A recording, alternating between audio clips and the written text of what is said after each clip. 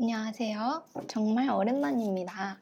오늘은 출시한 지 8개월 정도 되는 아이패드 프로 6세대 12.9인치 M2 모델을 소개해 드리려고 해요.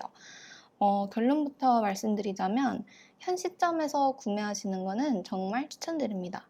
사실 저는 이 18인용 아이패드 프로가 있는데 이제 맥북을 더 많이 사용하고 있어요. 이제 생산성 측면에는 아이패드는 아직 부족하다는 생각이 있기 때문이에요. 요즘에는 아이패드 OS가 트랙패드와 마우스를 거의 완벽하게 지원하고 애플도 아이패드의 정체성을 맥북을 대체할 수 있는 컴퓨터로 정의하면서 아이패드로 작업을 많이 하고 있고요. 많이 써보니까 몇몇 작업을 제외하면 진짜 맥북이 필요 없을 정도로 편해진 것 같습니다. 아이패드 프로 6세대는 M1 아이패드가 워낙 큰 반향을 일으킨 후에 나온 업그레이드 성격이 짙은 모델이라 출시되었을 때도 크게 이슈가 되지 못했어요. M2 프로세서가 M1과 동일한 5나노미터 공정을 사용하고 싱글 성능은 7%, 멀티 성능은 17% 정도의 성능 향상밖에 이루어지지 못했고 디스플레이나 폼팩터 등의 M1 대비 변한 게 없기 때문입니다. 근데 뭐 말하고 보니까 17%는 꽤 높이 바뀐 것 같네요. 무튼 현 시점에서 구입할 수 있는 가장 좋은 성능의 아이패드입니다. M3는 3나노미터로 변경이 되면서 성능 향상이 클 것으로 예상되지만 TSMC 생산 수율이 빠르게 올라가고 있지 못하기 때문에 언제 나올지도 몰라요. 저는 빠르면 내년 3월로 추측하고 있습니다. 그래서 지금 아이패드가 필요하신 분들이라면 M2를 선택해도 좋습니다. 아이패드를 구매하면서 액세서리는 매직 키보드를 같이 구매했어요. 아시겠지만 매직 키보드는 되게 짜증날 정도로 가격이 정말 사악합니다. 50만 원대인데요. 키보드가 무슨 50만 원이나 하나 싶습니다. 이거는 포장은 제가 먼저 사용했기 때문에 모두 뜯어두었고요. 우선 외관부터 살펴보겠습니다. 12.9인치 모델이고요. 이거는 셀룰러 모델입니다. 11인치와 12.9인치를 고민하시는 분들이 되게 많을 텐데 매일 들고 다니실 분들은 11인치, 그리고 가끔 들고 다니고 컴퓨터 대용으로 쓰고 싶으신 분들은 12.9인치를 추천드립니다. 케이스 없이 아이패드만 들어보면은 그렇게 무겁진 않은데, 12.9인치도 들고 다닐만 하고요. 하지만 이제 키보드를 이제 붙이는 순간에 맥북 에어를 능가하는 무게입니다. 조금 무거워요. 두께는 정말 얇은데, 이게 가방에 잘못 넣고 다니면 휘는 걸 걱정해야 될 정도로 엄청 얇아요. 근데 제가 실제로 프로 18년형을 샀을 때 그때 당시 후기에도 실제로 휘신 분들이 좀 계셨어요. 아이패드 12.9인치 중에서 가장 마음에 드는 건 역시 디스플레이고요. 화질이 정말 좋습니다. 2596개의 로컬 디밍종이 있어서 HDR 재생이 완벽하게 되는 리퀴드 레티나 XDR 디스플레이입니다. 현재 애플 휴대용 기기에 부착되는 디스플레이 중에 가장 화질이 좋고요. 해상도, 색감 등등 모두 최고입니다. 화면 밝기는 평상시 1000니트, HDR 재생 시는 1600니트까지 올라갑니다. 셀룰러는 5G를 지원하고요. 예전에 아이패드에 셀룰러가 없으면 반쪽짜리라고 생각을 했는데 왜 맥북 셀룰러는 나오지 않는 걸까요? 아무튼 요즘 아이폰과 이제 테더링 연결성이 아주 좋아지면서 이제 아이패드의 셀룰러는 딱히 필요가 없다고 생각이 들어요. 이제 맥북은 테더링 연결을 매번 해줘야 하는 반면에 아이패드는 아이폰이랑 자동으로 연결이 되거든요. 그래서 이제 한참을 그냥 둬도 끊기지가 않고요. 이 정도면은 그냥 와이파이 전용 모델만 구매하셔도 될 것 같습니다. 저는 와이파이 모델도 불편함 없이 정말 잘 쓰고 있어서 셀룰러는 그냥 굳이 싶긴 하지만 본인 선택에 맞춰서 구매하시면 될 것 같고요.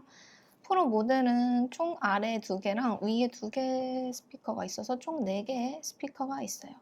음질은 정말 좋고요. 중저음도 풍부하고 고음 재생도 되게 잘 됩니다. 당연히 맥북 프로보다는 음질이 좋지 않는데 맥북 프로 스피커는 좀 넘사벽이잖아요. M2 프로세서의 파워는 차고 넘치는데요. M1만 하더라도 사실 충분할 정도고 아이패드에서 이 프로세서들의 파워를 제대로 활용할 만한 소프트웨어가 좀 별로 없어요.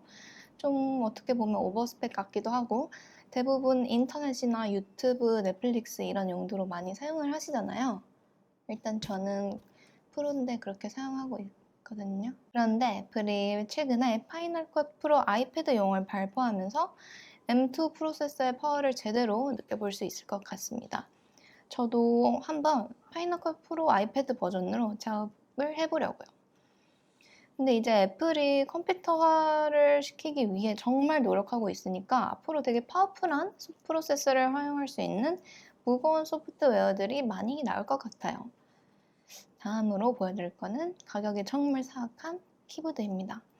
이 키보드는 케이스처럼 같이 사용할 수 있고요. 자석으로 이렇게 딱 붙는 구조입니다. 충전은 케이스에 케이블을 꽂아서 할 수 있고요. 이게 보시다시피 아이패드가 살짝 공중으로 뜨는 디자인입니다. 옆에 보시면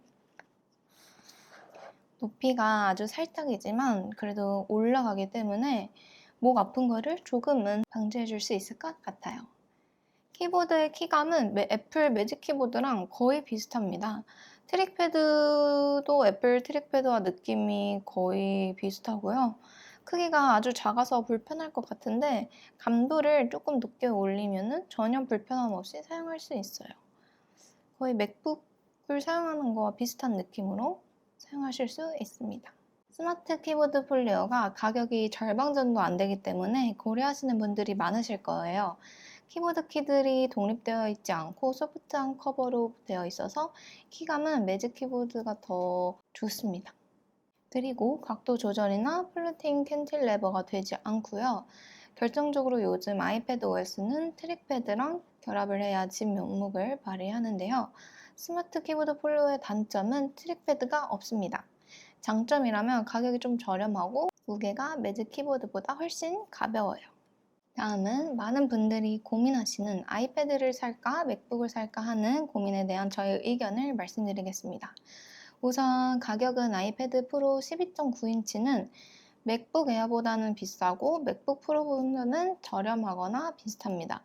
그래서 아이패드 프로가 가격을 감안했을 때는 맥북 프로 수준의 효능이 있어야 된다고 생각해요. 맥북 프로의 보조로 아이패드 프로를 사용하신다면 추천드리고요. 디자이너신 분들께도 추천을 드리는 제품입니다. 하지만 이제 간단하게 문서 작업, 영상 시청, 필기 등은 당연히 그냥 아이패드나 에어가 가성비가 훨씬 더 좋다고 생각하고요. 저는 사실 아이패드 미니가 너무 갖고 싶어요.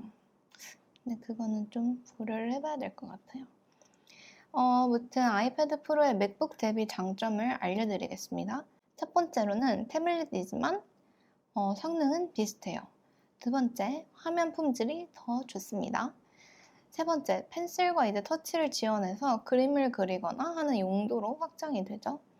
네 번째, 무게는 좀 무겁지만 가지고 다니기에는 더 편하고 또 바로 켜지고 바로 꺼지기 때문에 자주 껐다 켰다 하는 게 더 편해요. 다섯 번째는 배터리가 더 오래 가고요.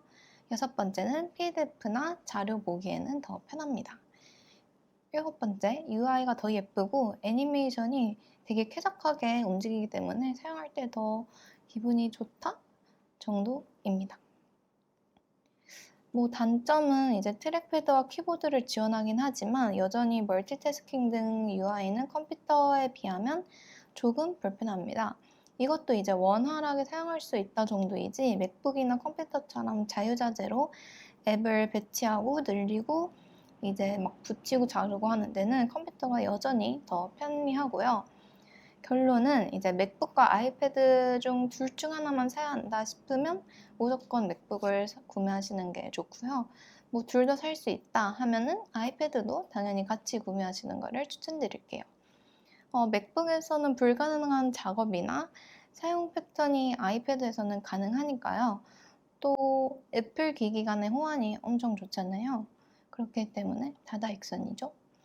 특히 이제 맥북이랑 아이패드 간에 사이드카가 되기 때문에 듀얼 모니터처럼 사용하기가 편리해서 구매하시는 거는 강추드립니다. 그리고 아이패드는 앞으로 소프트웨어 지원 등등이 점점 가속화되면서 컴퓨터에 가까워지지 않을까 생각이 듭니다. 향후 발표 예정인 아이패드 OS 17에서는 모니터와 연결했을 때 앱의 크기의 조절이 이전 대비 훨씬 더 자유로워진다고 합니다. 그러면 오늘 영상은 여기까지예요. 어떠셨나요? 다음 영상에서 또 만나요.